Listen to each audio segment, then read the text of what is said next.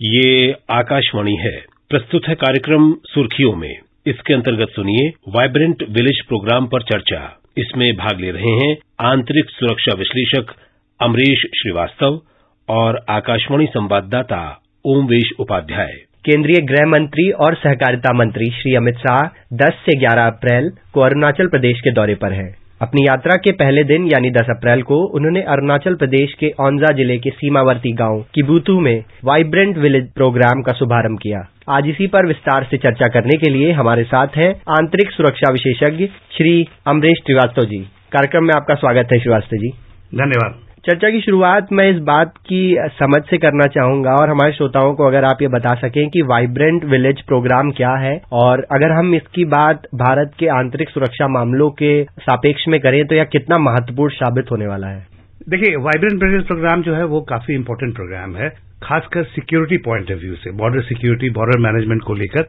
और ये काफी दिनों से इस बारे में चर्चा हो रही थी। वाइब्रेंट विलेज प्रोग्राम परिकल्पना के पीछे सबसे बड़ी बात ये थी कि हमारा नॉर्दर्न बॉर्डर जो हुआ करता था, वहां पे लाइन ऑफ कंट्रोल के एक्चुअल कंट्रोल जो है चीन और म्यांमार से जुड़ा हुआ जो बॉर्डर था, वहां पे जो क्लोजेस्ट बॉर्डर पे जो विलेजेस हैं, प्रॉपर इंफ्रास्ट्रक्चर और लाइवलीहुड, सस्टेन लाइवलीहुड का स्कोप नहीं होने की वजह से वहां जो लोग रहने वाले थे वो लोग वापस चले जाते थे।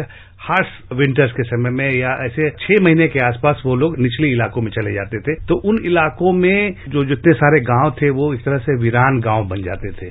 वहां देखने वाला कोई नहीं था। सिक्योरिटी फोर्सेज होती है वहां पर, आईटीबीपी होती है। 2019 के बाद से सरकार का जो लुक ईस्ट पॉलिसी जो है, लुक ईस्ट पॉलिसी सरकार ने बनाई थी वहां पर। नरेंद्र मोदी गवर्नमेंट जब सत्ता में आई तो लुक ईस्ट पॉलिसी को काफी प्रोमिनेंस के साथ उसको इम्प्लीमेंटेशन किया गया, जहां पूर्वोत्तर राज्यों के समुचित विकास की व्यवस्था की गई। जो हमारा जिस तरीके का हमारे पड़ोसी मुल्क जो चाइना है उनके साथ जिस तरह की विस्तारवादी नीति है, उसको काउंटर करने के लिए सबसे इम्पोर्टेंट ये था कि हमारा जो बैरन विलेज होता था, जो मैंने कहते थे तो भूतहा गांव हो जाता था, लोग रहते नहीं थे वहां पे। 2 वजह थी। एक तो हार्श क्लाइमेट वहां होता है, विंटर्स में वहां पर मतलब स्नोफॉल काफी होता है, और वहां तक वो लोग निचले इलाकों में आ जाते थे।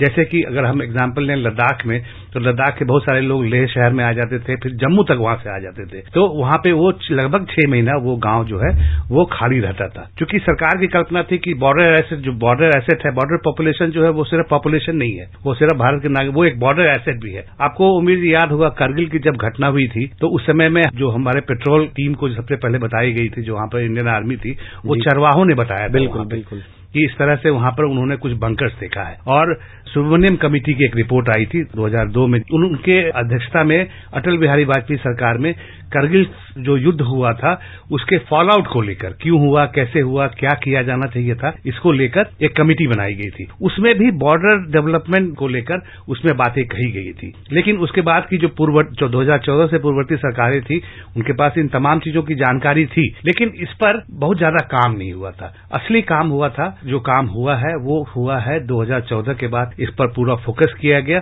और 19 के बाद इसमें जो है ये इस तरीके से बॉर्डर विलेज प्रोग्राम के बारे में एक ठोस नीति बनाई गई, गृह मंत्रालय के अंतर्गत बनाई गई, बॉर्डर मैनेजमेंट डिवीजन के अंतर्गत बनाया गया। और हमारे वर्तमान जो गृह मंत्री हैं उनका विशेष तवज्जो है और इसको नाम दिया गया वाइब्रेंट विलेज प्रोग्राम, ताकि जो भूतहा गांव जो हुआ करता था 6 महीने रहता था उसको भूतहा ने इसको वाइब्रेंट बनाया जाए। मतलब सीधा है कि वहां जो लोग हैं, जो रहने वाले वहां के जो मूलभूत निवासी हैं, वो सालों भर कम से कम वहां रहें, ये इसकी परिकल्पना थी। और इसी को कल उन्होंने किबुतु जो एक चीनी सीमा से लगभग वहां से 1 किलोमीटर दूर पे चीनी सीमा मतलब चाइना एरिया है, दिल्ली से आप देखें तो वो लास्ट विलेज कहलाता है। हालांकि गृह मंत्री ने ये भी कहा है कि ये पॉलिसी जो है वो थोड़ी बदली है, वो हमारा पहला विलेज है। बिल्कुल हमारे टेरिटरी का वो पहला विलेज है जी। तो वहां से इस प्रोग्राम को, जो बहुत महत्वाकांक्षी प्रोजेक्ट था, उसकी कल उन्होंने शुरुआत की है। बिल्कुल। और इसी सापेक्ष में मैं आपसे समझना चाहूंगा श्रीवास्तव जी की जो वीवीपी है, वाइब्रेंट विलेज प्रोग्राम है, वो किन राज्यों को कवर करेगा, और दूसरा कि क्या सुविधाएं मुहैया हो जाएंगी उन गांवों को जो सीमावर्ती क्षेत्रों में है।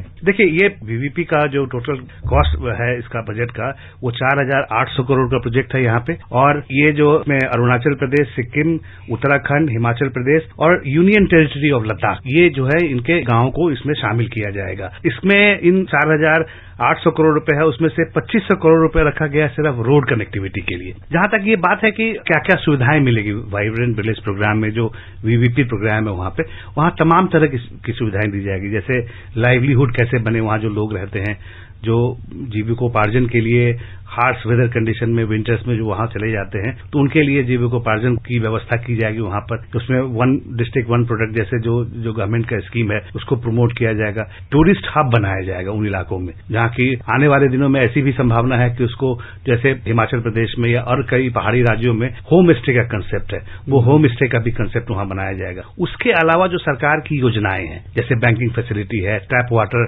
कनेक्शन है, ये बेसिक स्कूल का जो इंफ्रास्ट्रक्चर है वो वहां प्रोवाइड करा जाएगा। उसके साथ ही आपका ये जो कुकिंग गैस है, फाइनेंशियल जो इंक्लूजन वहां होता है, डिजिटल और फिजिकल कनेक्टिविटी जो है वो वहां कराया जाएगा।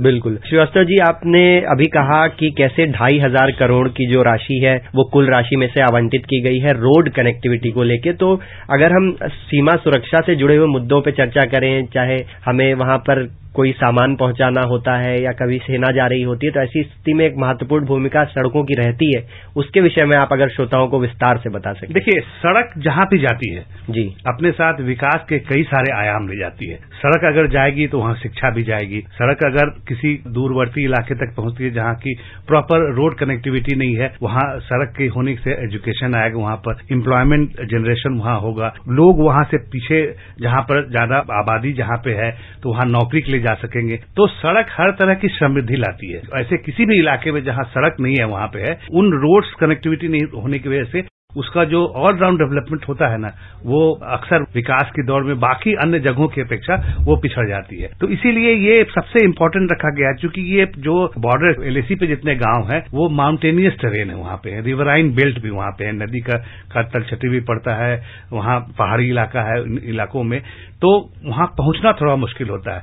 तो इसीलिए ये 2500 करोड़ रुपए रखे गए हैं रोड निर्माण के लिए, जो कि कंसर्न जो स्टेट है उनकी तरफ से और बॉर्डर रोड ऑर्गेनाइजेशन जो है उसमें जो भारत सरकार रक्षा मंत्रालय के अंतर्गत है उनकी तरफ से इसको बनाया जाएगा। वहां पे एक बहुत प्रैक्टिकल सी बात देखी जाती है कि अगर रोड नहीं है तो वहां पर कई बार ऐसा देखा गया है कि शिक्षक भी वैसे इलाकों में जाने से कतराते हैं जहां पे मतलब कोई आने जाने की सुविधा न हो, वहां पे स्वास्थ्य वहां नहीं पहुंच पाता है, डॉक्टर्स की टीम वहां नहीं पहुंच पाती है जितना रेगुलर इंटरवल पे पहुंचना चाहिए। और इन सारी चुनौतियों को जो है पूरा कर सकती है जो हमारी कनेक्टिविटी की कोशिश रहेगी लगातार रोड बनाकर। श्रीवास्तव जी, मैं आपसे समझना चाहूंगा कि जब हम उत्तरी सीमावर्ती राज्यों की बात करते हैं तो उसमें एक चिंता ये रहती है कि ज्यादातर जो है वो पहाड़ी इलाके हैं और आमतौर पे हमने देखा है कि पहाड़ी इलाकों में जो है माइग्रेशन बहुत ज्यादा होता है। तो इस चुनौती से कैसे निपटेगा वाइब्रेंट विलेज प्रोग्राम, वो आप हमें बता सकें। वाइब्रेंट विलेज प्रोग्राम इसीलिए बनाया गया है, इन्हीं चुनौतियों को एड्रेस करने के लिए ये प्रोग्राम बनाया गया है, ताकि लोग जो हैं वो किसी भी कारण से, चाहे वो रोजगार का मामला हो, जो स्वास्थ्य का मामला हो या जो शिक्षा का मामला हो, उसकी वजह से, उसकी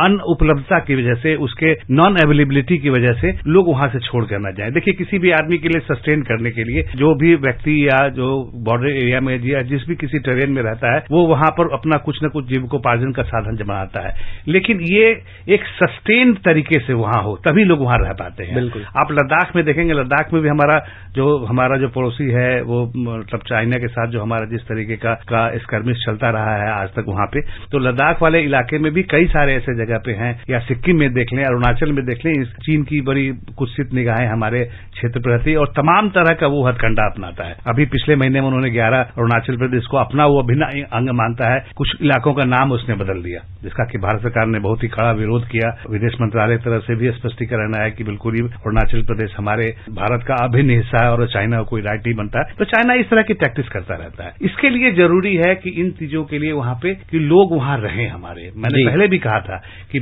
बॉर्डर जो पॉपुलेशन है वो हमारा फर्स्ट एसेट वहां पे है। बिल्कुल, और निश्चित ही बेहतर कनेक्टिविटी, बेहतर इंफ्रास्ट्रक्चर से वीवीपी सही मायनों में सफल हो पाएगा। आज हमारे साथ श्रीवास्तव जी, आपने बहुत महत्वपूर्ण जानकारियां साझा की, आपका बहुत बहुत धन्यवाद। धन्यवाद।